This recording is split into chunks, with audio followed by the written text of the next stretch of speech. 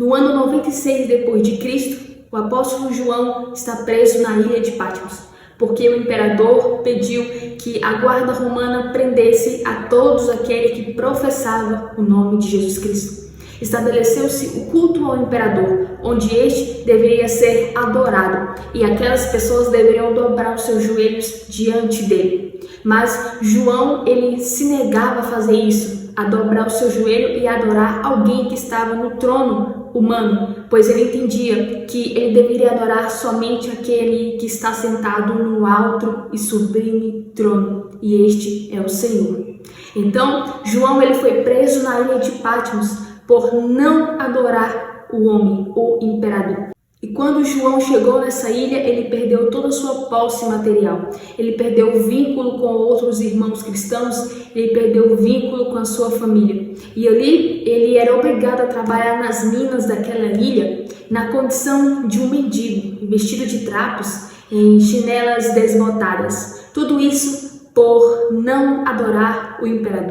Apesar de João estar fisicamente em Patmos, aquela ilha exilada tornou-se uma porta do céu, porque a Bíblia nos diz em Apocalipse capítulo 1, versículo 10, que no dia do Senhor, João achou-se em espírito e ouviu por detrás dele uma voz, como o som de uma trombeta.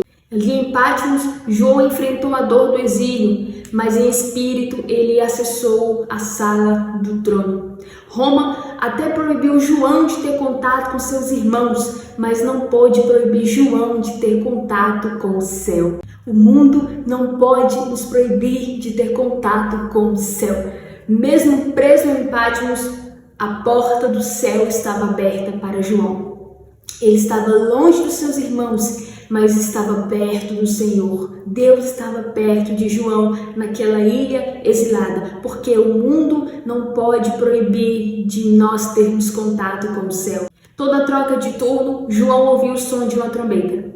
Mas essa trombeta aqui de Apocalipse, ela era específica. Era João entendendo, existe alguém me chamando.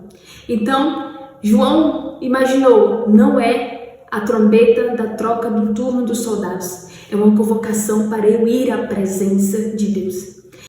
Então João entendia o som, ele entendia a voz chamando ele. Era a voz do Senhor falando com o João. João estava preso em Patmos, mas o seu coração e os seus ouvidos estavam atentos para a voz de Deus.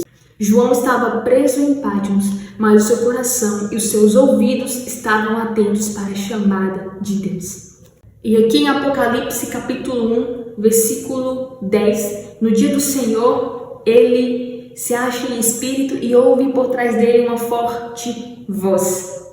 E essa forte voz era para João escrever cartas para 7 igrejas. João foi impedido de pregar o evangelho, mas o Senhor usou as suas mãos para escrever cartas e edificar aqueles cristãos que estavam sendo perseguidos.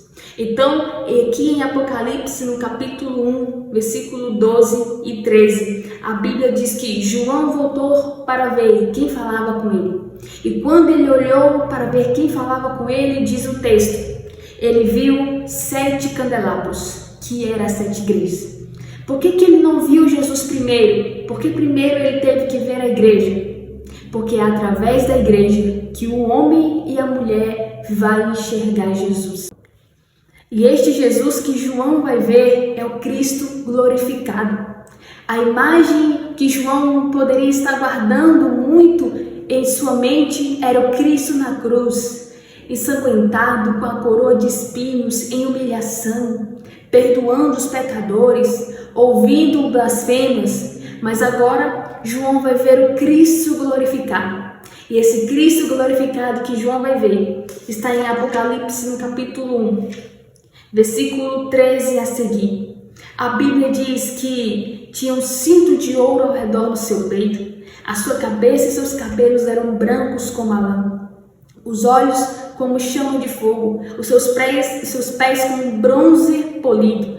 E a voz como o som de muitas águas. Ele tinha na mão direita 7 estrelas. E da sua boca saía uma espada afiada de 2 gumes. E a sua face era como o sol quando brilha em todo fulgor. João está vendo Cristo glorificado em um lugar em que ele estava exilado.